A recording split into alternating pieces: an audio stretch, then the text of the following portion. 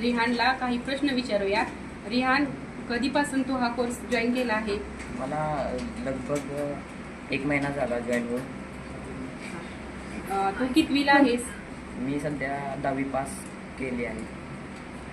तुला इथलं शिक्षण कसं वाटतंय? मला तर खूप छान वाटते. गावात सोय पण चांगली आहे, सर चांगलं शिकवतात. तुला जर समजा एखादी गोष्ट काही समजली नाही तर तू काय करतोस? मी सरला विचारतो, तर इथल्या स्टाफला विचारतो आणि ते सांगतात मी सांगतो. हा कोर्स तू का करत आहेस?